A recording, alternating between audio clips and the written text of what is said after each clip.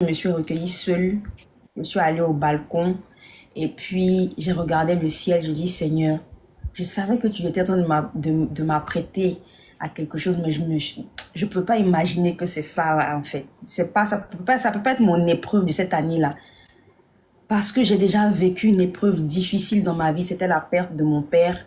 Et là encore, un cancer, non, c'est un peu trop. Et je disais comme ça même que je suis fatiguée. Quelque chose m'a dit, prends ton téléphone, filme-toi pendant ce moment-là, filme. Et j'étais en train de filmer, je filmais, j'essayais de dire, je fais comme si je parle à Dieu, et je fais comme si Dieu est en train de me regarder dans mon téléphone. Puis je lui dis que je suis fatiguée, que c'est un peu trop pour moi, je ne sais pas si je vais pouvoir supporter. Et puis après, j'ai coupé.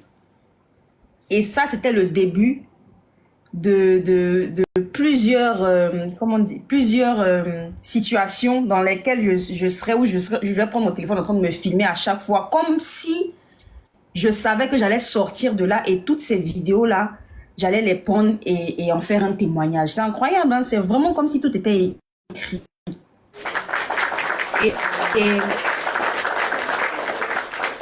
après ça, après ça, j'ai dit à Ariel, quand j'ai fini de pleurer au balcon, je suis venue, j'ai dit à Ariel, je suis prête. Il m'a dit, tu es prête à quoi? Je dis, non, je suis prête. Si c'est mon épreuve, je suis prête, il n'y a pas de problème. Ça sera peut-être dur, hein, mais je suis prête. 2 jours après, je suis partie au travail. Je suis allée au travail, j'ai dansé au travail même. La seule personne qui savait au travail, c'était mon patron. Je lui ai dit, ah boss, voilà quoi, ce dont je vous parlais là par rapport à la boule dans mon sein, bah, il savait que c'est un cancer et tout. Et lui-même, il était étonné de me voir au travail, de venir jovial, de venir... Je lui disais, mais boss, moi j'aime mon travail. Et puis bon, le Seigneur, à la base même, c'est ce don-là qui m'a donné d'apporter de la joie aux autres. Donc je pense que si j'apporte de la joie aux autres, que je laisse ma tristesse de côté, lui, il va me donner de la joie. Donc c'est ce que je fais, j'oublie mes problèmes, puis je donne de la joie aux autres. Donc c'est ce que je fais, je suis partie à la télé, j'ai fait ce que j'avais à faire, je dansais, je riais, personne ne se doutait de quelque chose. Après, je suis rentrée à la maison. Et c'était comme ça, on essayait de faire les papiers entre-temps pour pouvoir voyager. Et, et là, maintenant, ça sera maintenant le summum de la douleur. Un bon matin, on était parti faire des papiers, oui, Ariel, au retour, un après-midi. Ça, la douleur que j'avais à ma cuisse, ça a pris tout mon corps. Complètement tout mon corps. J'étais pas du tout bien. Et je crois que ce jour-là, Ariel m'a appelé Daddy. Il a appelé mes parents, il a appelé tout le monde pour que tout le monde puisse vraiment prier parce que ce jour-là, j'avais perdu complètement connaissance. Je savais même pas que je me suis retrouvée à l'hôpital. Je savais pas qu'on m'avait piqué. Je savais rien. J'avais perdu connaissance parce que la douleur était tellement énorme que je commençais à raconter n'importe quoi. J'étais dans les vapes. Et on m'a envoyé voilà, à l'hôpital et c'est comme ça que j'allais être hospitalisée au moins pour 1 mois. Je ne savais pas, enfin voilà. Et quand on est arrivé à l'hôpital, voilà, ce jour-là, j'étais avec mon amie très proche, FGI. J'étais avec, je sais plus avec qui encore, hein, parce que ce jour-là, j'étais un peu... Je sais que c'est elle que j'avais appelée parce que Ariel était sortie, donc je sais qu'elle était là. Le lendemain, je me réveille et je vois plein de médecins là autour de moi voilà, avec un oncologue. L'oncologue, c'est celui qui s'occupe des personnes atteintes de cancer. Il y avait le docteur généraliste qui était là. Il y avait plein de médecins.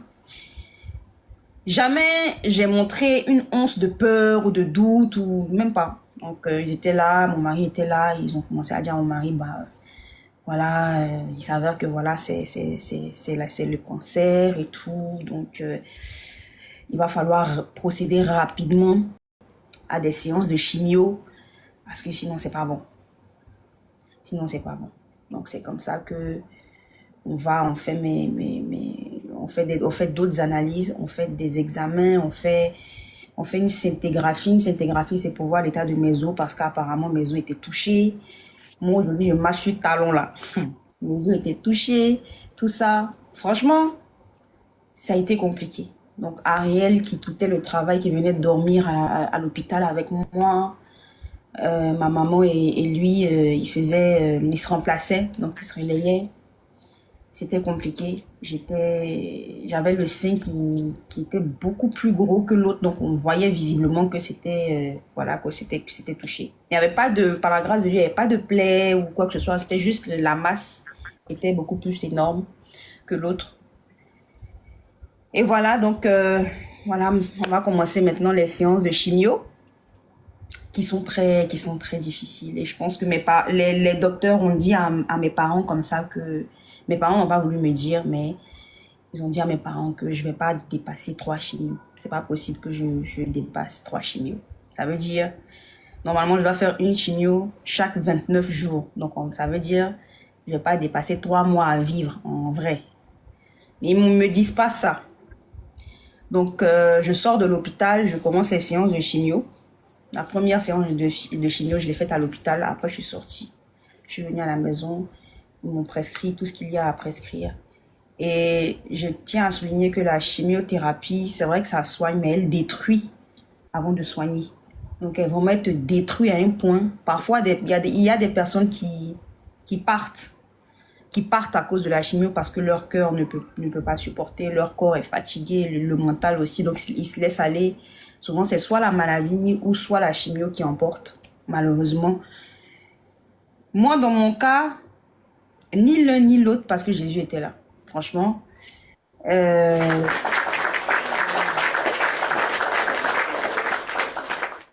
on fait la chimio, la première chimio difficile. Les effets secondaires sont incroyables. J'ai jamais vécu, franchement, j'ai jamais vécu ce genre d'effets secondaires. Il y a les effets secondaires de certaines maladies ou de certains traitements, mais ça, c'est le vrai, c'était les vrais effets secondaires, franchement. Vous avez la nausée, vous avez des vomissements, vous avez excusez-moi, mais vous avez la diarrhée, vous avez plein de choses. Vous avez la baisse, surtout la baisse de globules blancs. Ça fait que même si vous contractez une autre maladie, c'est-à-dire le palu ou une autre, ça sera compliqué. Votre corps va pas pouvoir mieux supporter si vous aviez les globules blancs qui sont en forme. Donc, c'est différent. Donc, donc la première chimio, je souffre, je perds mes cheveux. Je perds mes cheveux et Ariel qui me rase la tête. Ma maman aussi qui était là ce jour-là. Ils essayaient de jouer un peu de la comédie parce que ils essayaient de prendre mon âme. Mon âme c'est ça, c'est mon âme, ça c'est la comédie. Donc ils essayaient de jouer de ça en fait pour que je rie un peu et tout ça. Et pendant que mon mari me rase la tête, je suis là et puis mes idées sont loin. Je dis, donc c'est comme ça en fait. Mais l'homme n'est rien. On est là, on se dit, on se tape la poitrine. Je suis jolie, je suis ceci, mais regarde en fait. Ils sont en train de raser ma tête ici. Bien, c'est pas qu'au solo. C'est compliqué. Et Ariel qui me dit, tu es beau, hein, mon frère. Ils essaient vraiment de... Et c'est ça, ça a été ça qui m'a fait du bien, c'est l'entourage aussi, parce qu'il y a des personnes qui sont malades et qui sont seules, qui sont tellement seules qu'au final, on peut leur donner tous les médicaments possibles, tous les traitements possibles, mais la solitude, là, elle bouffe à petit feu, elle bouffe à petit feu au point où la personne risque de dire, bon, ben c'est mieux que j'aille rejoindre mon Père Céleste parce que là, j'en peux plus. Donc voilà, c'est un peu ça. J'ai été bien entourée par la grâce de Dieu. Franchement, Dieu, il est passé par mes proches, il est passé par plein de personnes pour vraiment m'entourer d'amour. J'ai senti l'amour de Jésus même.